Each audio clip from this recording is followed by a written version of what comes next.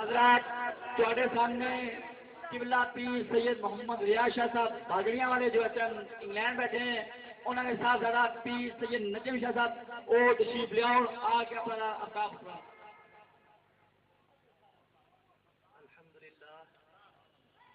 الحمد لله رب العالمين حمد الشاكرين الصلاة والسلام على سيد المرسلين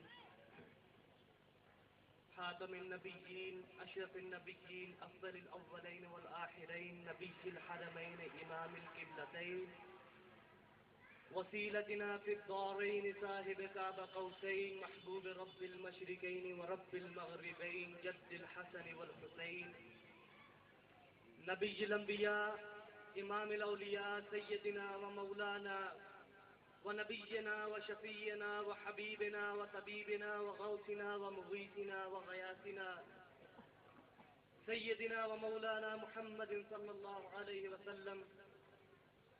الصلاة والسلام عليك يا رحمة للعالمين وعلى آله الطيبين الطاهرين وعلى أزواجه أمهات المؤمنين وعلى أصحابه المكرمين وعلى أولياء كاملين والآرفين برحمتك يا أرحم الراحمين. فقد قال الله تبارك وتعالى في القرآن الكريم والفرقان الحميد يا أيها المزمل إن قم الليل إلا قليلا نصفه أو انقص منه قليلا أو زد عليه ورتل القرآن ترتيلا. صدق الله العظيم. فقال الله تبارك وتعالى في شأن حبيبه مخبرا وآمرا إن الله وملائكته يصلون على النبي يا أيها الذين آمنوا صلوا عليه وسلموا تسليما. الصلاة والسلام عليك يا سيدي يا رسول الله وعلى آلك وأصحابك يا سيدي يا نور الله. باب جبرائیل کے پہلو میں ذرا دھیرے سے فخر جبرائیل کو یوں کہتے ہوئے پایا گیا بھیگی پلکوں سے درے یار پہ دستک دینا آواز اونچی ہوئی عمر بھر کا سرمایا گیا. معزز سامعین کرام السلام علیکم ورحمۃ اللہ وبرکاتہ. آج آپ سب لوگ ایک بہت ہی بابرکت محفل میں تشریف فرما ہیں کیونکہ محفل بابرکت تب ہوتی ہے جب اس میں اللہ کے نبیوں کا اللہ کے ولیوں کا نام لیا جائے اور خصوصاً بخصوصاً محفل اس وقت بابرکت ہوتی ہے جب اللہ کے ولیوں کا نام لیا جائے اور جن کا نام لیا جا رہا ہو ان کا مزار اقدس بھی ساتھ میں ہو. اس محفل کو کہتے ہیں کہ وہ محفل بابرکت ہے. اس پر اللہ تبارک و تعالیٰ کی خاص برکات نازل ہو رہی ہے کیونکہ اللہ تعالیٰ کے چند فرشتے ایسے ہیں جنہوں نے اللہ تعالیٰ نے ان کا کام ہی یہ لگایا ہے کہ جاؤ زمین میں ڈھونڈو جہاں پر کوئی بھی میرا یا میرے نبی کا نام لینے والا تمہیں ملے ان میں بیٹھو اور پھر واپس آ کر مجھے بتاؤ. تو یہ فرشتے ایسا ہی کرتے ہیں. وہ ڈھونڈتے ہیں یا اللہ کہیں سے ہمیں محفل مل جائے. وہ محفل میں بیٹھتے ہیں پھر اللہ پاک کو وہ جا کر بتاتے ہیں یا اللہ فلاں ابن فلاں بھی وہاں تھا فلاں ابن فلاں بھی وہاں تھا یہ سب کے سب تیرے نبی کی محفل کو سجائے ہوئے تھے. اللہ تبارک و تعالیٰ کہتا ہے کہ اے میرے بندے اے فرشتوں مجھے بتاؤ وہ کیا مانگتے تھے. تو فرشتے کہتے ہیں یا اللہ وہ بس یہی کہتے تھے ربنا آتنا فی الدنیا حسنۃ وفی الآخرۃ حسنۃ وقنا عذاب النار. تو اللہ تبارک و تعالیٰ فرماتے ہیں کہ جاؤ گواہ رہو میں نے انہیں دنیا میں بھی بھلائی دی آخرت میں بھی بھلائی دی اور قبر سے عذاب سے دوزخ کے عذاب سے میں نے ان کو چھٹکارا دیا. تو فرشتے کہتے ہیں یا اللہ ان میں چند بندے ایسے تھے جو کسی کام سے آئے تھے ان کی نیت نہیں تھی کہ وہ محفل میں بیٹھیں گے. اللہ تبارک و تعالیٰ کہتا ہے بیٹھے تو اسی محفل میں تھے چاہے ابھی کوئی نیت سے آیا ہے یا نہیں نیت سے آیا یہ بات الگ ہے لیکن میں نے ان سب کے سب لوگوں کے گناہ اس لیے معاف فرما دیے کیونکہ وہ میرے نبی کی محفل میں بیٹھے. تو جس نبی کی محفل میں بیٹھنا اتنا باعث بابرکت ہے کہ تمام کے تمام گناہ معاف فرما دیے جائیں گے، تو سوچو اس نبی کی آل اگر ساتھ میں بیٹھی ہو تو وہ کتنی بابرکت ہوگی، اس میں کتنی برکت ہوگی۔ آج کل کچھ لوگوں کے یہ ایک تکلیف ہے، ان کو ایک بہت بڑی تکلیف ہے کہ قرآن پاک کا وہ غلط ترجمہ لیے بیٹھے ہیں، غلط ترجمے کرتے ہیں وہ قرآن پاک کے۔ انما انا بشر مثلکم کی آیت کو لے کر وہ نبی کو اپنی طرح بتاتے ہیں۔ کچھ لوگ تو اس بات سے لڑتے ہیں کہ نہیں سید اونچا ہے ہم نیچے ہیں۔ ارے ان باتوں پہ لڑنا چھوڑو، پہلے جن کی آنکھ سے سید آتا ہے ان کی طرف منہ کرو۔ جب لوگ یہ کہتے ہیں کہ وہ ہماری طرح ہے تو سید کیا ہے؟ سید تو تب اونچا ہے جب نبی اونچا ہے، اور جب نبی کو وہ نیچا بتائے تو پہلے ان لوگوں کے گلے کاٹو، پہلے ان لوگوں سے لڑو جو انما انا بشر مثلکم کو دے کر نبی کو تمہاری طرح بتاتے ہیں، جو یہ کہتے ہیں کہ نبی ہماری طرح ہے۔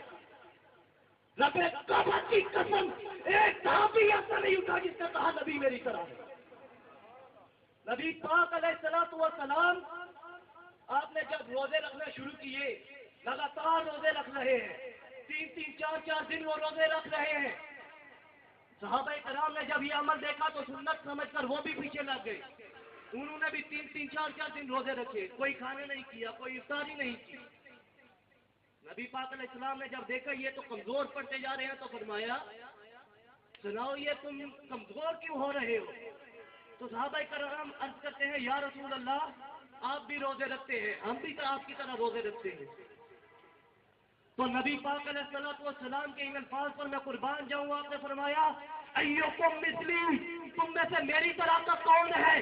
رب کعبہ کی قسم ایک بھی حدیث ایسی نہیں جس میں یہ بات نہیں ہو کہ ایک بھی صحابی نے یہ کہا ہو یا رسول اللہ میں آپ کی طرح، ایک بھی نہیں بولا، بلکہ نبی پاک نے فرمایا یطمعنی ربی ویسقینی، مجھے کھلانے والا بھی میرا رب ہے، مجھے پلانے والا بھی میرا رب ہے۔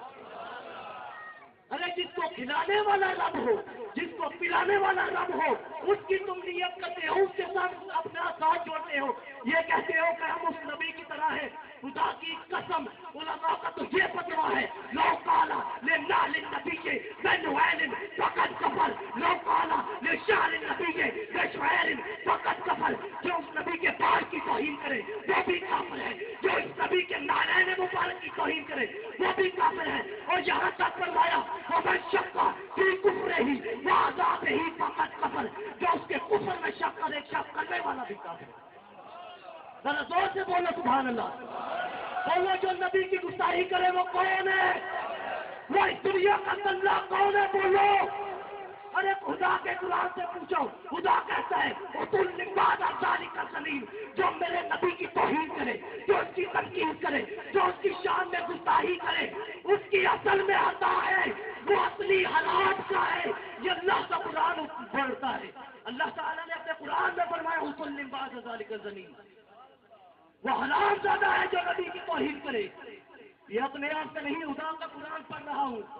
اگر کسی کو میری بات پر یقین نہیں تو اٹھاؤ قرآن پاک سورہ نون والقلم، اس میں سے اٹھاؤ، اگر آیت نہ ملے تو میرا سر کاٹ دینا۔ ڈنکے کی چوٹ پر بات کرتا ہوں، خدا کا قرآن کہتا ہے جو میرے نبی کی توہین کرے وہ کیا ہے؟ زور سے بولو کون ہے؟ زور سے بولو۔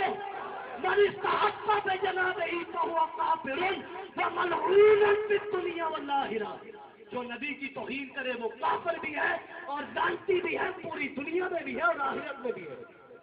وہ لعنتی شخص ہے جو نبی کی توہین کرے۔ اور آج بھی کہتے ہیں کہ نبی کی توہین کر کے کوئی مسلمان رہ سکتا ہے، تو آؤ اٹھاؤ فتاوی عالمگیری، فتاوی عالمگیری کو نہیں مانتے تو اٹھاؤ الصارم المسلول علی شاتم الرسول، ابن تیمیہ کی کتاب جلد نمبر 1 صفحہ نمبر 3 پر یہ فتویٰ موجود ہے، اس میں وہ کہتا ہے وَحُکْمُهُ عِنْدَ الْأُمَّةِ الْقَتْلِ، جو نبی کی توہین کرے اس کا حکم یہ ہے کہ امت اس کو قتل کرے۔ یہ واحد ایک فتویٰ ہے جو قاضی کی طرف نہیں جاتا، ورنہ جہاں پر اللہ تبارک و تعالیٰ کہتا ہے کہ ظالم جب کوئی زنا کرے تو اس کو سزا دو، چور کے ہاتھ کاٹو، تو وہ قاضی کی طرف جاتا ہے۔ یہ ایک واحد ایک فتویٰ ہے جو عند الامت کہا، امت پر یہ فتویٰ جاتا ہے کہ وہ اس کو قتل کرے. اور آگے لکھا ومن شک فی کفرہ وعذابہ فقد کفر، جو اس کے کفر میں شک کرے وہ شک کرنے والا بھی کافر ہے اور بے شک وہ کافر ہے. اور یہ بات ہم اپنے آپ سے نہیں کرتے.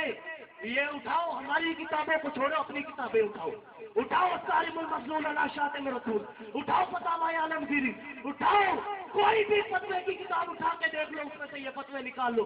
جو نبی کے بال مبارک کی توہین کرنے والا ہے وہ بھی کافر ہے، جو آپ علیہ الصلوۃ والسلام کے جوتی مبارک کی توہین کرنے والا ہے وہ بھی کافر ہے، اور ان کے کفر میں شک کرنے والا بھی کافر ہے. اس کے کفر میں کوئی شک ہے؟ زور سے بولو، اس کے کفر میں شک کرنے والا کون ہے؟ زور سے بولو. اور ایک دفعہ ہی گستاخوں کے کانوں کے پردے پھاڑو، زور سے بولو کون ہے؟ جو نبی پاک علیہ الصلوۃ والسلام کے گستاخ کے کفر میں شک کرنے والا، بولو کون ہے؟